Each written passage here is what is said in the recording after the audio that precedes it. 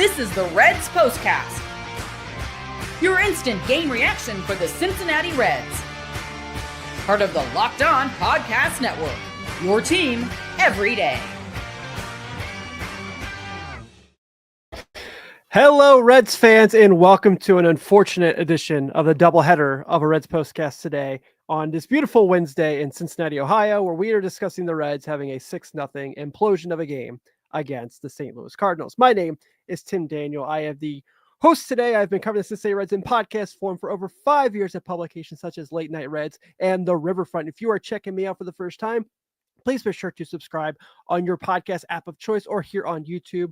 No charge for you whatsoever, and also a nice situation where you can get my good friends Jeff Carr and Stephen Offenbaker Monday through Friday with Locked On Reds, where they can deeper dive into this stuff, or I can just give you kind of the game recap as well. On today's show, you guys know where we're going. We're talking about Alexis Díaz and whatever you want to call that today. We're going to discuss that and amongst other things. Bad luck bats today. I honestly didn't hate the at-bats today. Just thought they were kind of a little unlucky. Thought they played all right. And then we're going to talk about Brady Singer and how really he pitched well enough to win today and deserved to win today. But what a brutal way to take your first loss with the Cincinnati Reds. Further proof that pitcher wins and losses are dumb. But we will get to all that and a whole lot more here today. And I will talk with you guys. I will take your comments. I will listen to everything you have to say because chances are what you're saying about Alexis Díaz, I agree. So let's go ahead and get right to it. This is what you'll be talking about. Well, guys, Alexis Díaz cannot pitch for this team in close games ever again. Okay, ever again is exaggerating. That's dramatic. But I should say for the time being, he should not be in a 1-0 game, whether it's an advantage of the Cincinnati Reds. He should not be in a 1-0 game, an advantage of the opponent. He should not be in a 2-1 game. He should not be in a 3-0 game. I don't think you can go ahead and give him chances like this anymore. And today showed it. So I will listen to a couple things on this, and I am willing to have conversations about it. The first thing I will make mention is, realistically, once the game got out of hand, I had no issue with Tito leaving him in there and just wearing it. Doubleheader today, Chase Petty making his big league debut. You got to save your big hitters for the bullpen. No problem with him wearing it. I think he earned the right to wear it, if we're going to be honest. Today, 1 inning pitched, 5 earned runs, back to back. Hold on. 2 back home runs given up. Yeah. Look, they were down 1-0 when it came to the game, but I understand the bats were cold. The bats weren't getting the hits we've seen them get for the past couple of weeks. You can live with that. You can live with you lose 1-0. Your offense is doing their best and they're competing and they're just not getting productive hits. That happens. That's baseball. Baseball's a weird sport, right? Goofy stuff happens every day. But you can't live with you're down 1-0. You still have a chance. Your guys are making contact. Your starter was great. Your defense backed up your other 2 relievers. When Taylor Rogers found trouble, Matt McLain was there.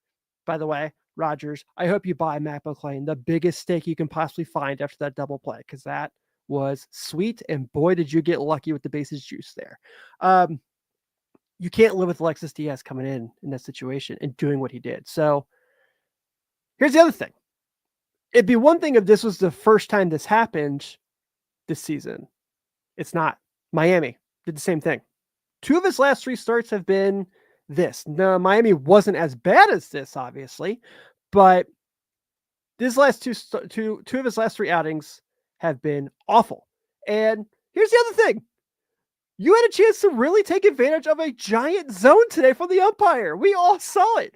Marble got ejected because both teams were like, what the heck are you calling behind the plate there, Blue? And you had a perfect opportunity to take full advantage of that. You're Alexis Díaz. You can't find the strike zone right now. You did have 3 strikeouts, but those 3 strikeouts should have been the story, and they weren't. And couldn't do it.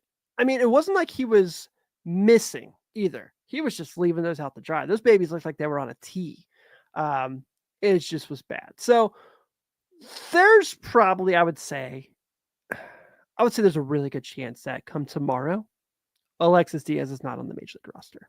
I would say, I don't know if I'd be willing to bet on it, but I can't imagine whether that's, hey, get sent down to Louisville to figure out your arm, figure out how to pitch again and locate, whether that's going to the IL with an inflated earned run average, as the kids like to say. One of my favorite conversations I like to say there in that case as well. But just no way. It feels like he got the yips. Like in basketball terms, do you guys remember Markelle Fultz, who got drafted number 1 overall by the Sixers, and it was so good in college and then got to the NBA and just couldn't play basketball? This is like the baseball version of that. He was an all-star just 2 years ago. And then it seems like after the all-star break of 2023, started going downhill. 2024 was really bad for a long time. And then at the end of the year, kind of found his rhythm again. And then I thought he was going to carry that into this year. Goes on the IL. Rehab starts aren't promise. Rehab stuff isn't promising. And then we get to where we're at today. So I don't think I'm saying anything any of us aren't thinking here. He cannot be trusted right now. He just isn't it. This isn't the same guy that we saw in 23. This is just a disaster. And today was as bad as it possibly could get. Now, the beauty is there's still 2 more games against the Cardinals. There's still 2 more chances to potentially salvage the series. And I know the Cardinals have been really bad on the road. I don't think they were necessarily impressive today till the 9th inning. I mean, the Reds had plenty of chances to win this game, which we'll get to here in a minute on the offensive side of things. But just brutal, an absolute embarrassment. And for him, this is the guy that people were coming to the Reds and saying, like, you should trade him. You should trade him to the Mets while his brother Edwin's out. Go get Brett Beatty. Go get all these guys that you need. And the Reds said, no, we're cool with what we got. And he has not returned that favor whatsoever. The Reds held on to him in good faith. The Reds held on to him with trust that they were going to continue to get the 2023 All-Star, and he has completely blown that reputation out. He is not a consistent, good pitcher anymore. And if you're see the comments right now, he needs to be traded. Who is trading for him? Who is calling the Reds right now and being like, hey, we see that 13 ERA just about. Sorry, it's at 12. My apologies. Gosh forbid I get it off by one full point right now. We'll take him. No one's calling that. No one's making that phone call. No one. Man, my camera needs to calm it down. Cool it now. Sorry, I listened to a little 90s R&B, 80s, 90s R&B today during work, so I got it in my head. This is bad. This was really bad today. Now, again, big picture, this series is salvageable. You have a chance tonight. You have a chance tomorrow. You can potentially win this 3-1. You can potentially split it.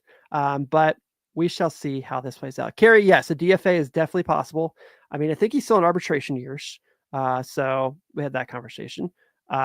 Larry's my guy. Larry and I, we disagree at times. But today, I think he's right. Selling Diaz to some team somewhere, anything over $500 would be a great deal today. No kidding. And Robert says, too bad the Reds didn't trade Diaz when he still had value. They always wait until it's too late before trading someone. Yeah, most of the time you're right on that, Robert. I can't fight you on that one. Everything else, Alexis is done. Alexis needs to go. DFA Diaz. Man, I'm all for like the human element and not dehumanizing athletes, but I can't say that your guys' response today to Diaz's performance aren't earned. This is who he is at this point. And I'm all for, look, we know if he hits his ceiling, he's really good. And I'm going longer than I'm supposed to in my first segment. If he hits his ceiling, we know that he's really good, right? Like we've seen this before. We've seen him be really good. But this is the polar opposite of what that was. And it's unacceptable. Unacceptable. But I'm going to go ahead there and I'm going to wrap up my Alexis Díaz conversation. Guys, I didn't hate the offense today. I know there was a lot to be desired, but really I thought they competed. And I want to talk about just the bad luck they had here right after this.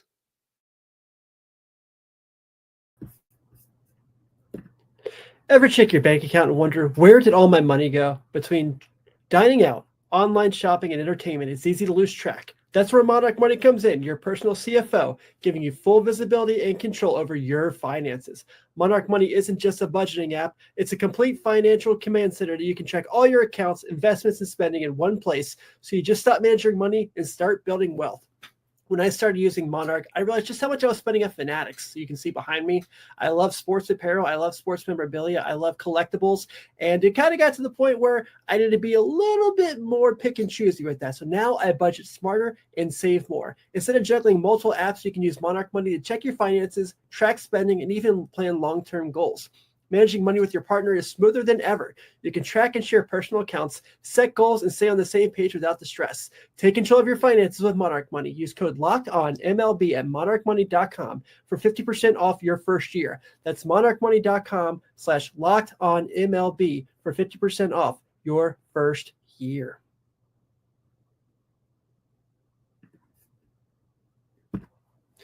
Looking for a snack that's both delicious and nutritious? Crack into a good source of protein with Wonderful Pistachios. Wonderful Pistachios is one of the highest protein nuts. Each 1 ounce serving has 6 grams of protein, giving you 10% of your daily value.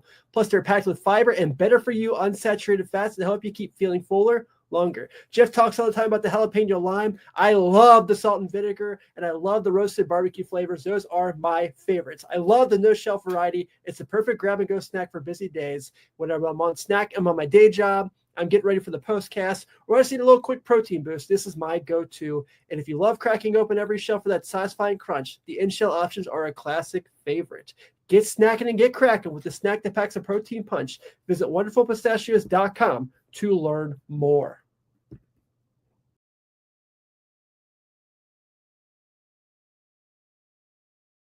If you're checking us out for the first time today, first off, I'm really sorry that this was the day you checked us out for the first time. Please be sure to subscribe to us here on YouTube if you're watching along, or on the app right now, with your podcast app of choice. We are free. There are no paywalls to worry about. You get myself after every single Reds game, Monday through Friday. Get Jeff Carr and Stephen Offenbaker with Locked On Reds, and we love giving you all the Reds, all the recap and Reds content we possibly can, and we love you, our everydayers here at Locked On.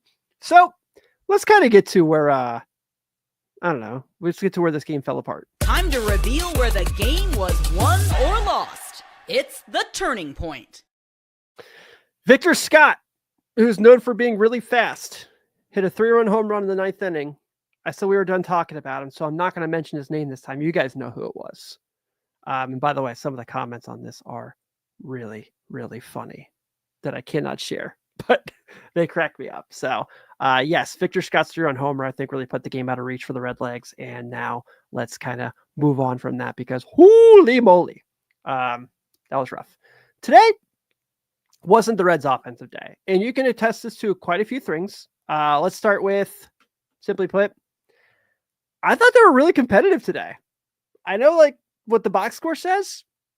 They had a lot of deep fly balls. They had, like, the wind must not have been in their favor. I don't know. I wasn't down there. I wasn't one of the 46 people that was at the game today. But I thought their at-bats were fine. I know people disagree with me. And I know what the box score says. Yeah, they had some strikeouts. Matt McClain had but some of them, the wide zone obviously didn't help. But some of them were really bad. I'm not going to argue. That Jake Fraley strikeout that he had where he swung at, like, that ball that was at the moon, didn't like it. Ken Butler says right here, I agree. I thought Tyler Callahan had good at-bats today. Really great Major League debut. A lot to build off there. I don't know if he'll be on the team tomorrow because of this being a doubleheader, but I hope he is. I don't know, he might now that Candelario sent down. But Tyler Stevenson coming back probably Friday. Some roster gymnastics. I'm okay with that. I thought he had 2 good at-bats. It's baseball. But they were lifting the ball in the air. I thought they were getting good contact. I mean, yeah, I know they had 6 strikeouts today, but I didn't really hate their approach today. Miles Michaelis is a guy that they've hit really bad for a long time. Like, they've crushed him. And he just had his stuff today. Sometimes you tip your cap to the other pitcher. Jeff says it right here. The Reds made him look like a Cy Young winner. Wouldn't go that far. But I thought that they put themselves in chances to win the game today. And there are a couple circumstances. Kerry mentioned it in the chat about Mason Wynn's phantom double play that he completely missed second base on Friedel and Ellie scores.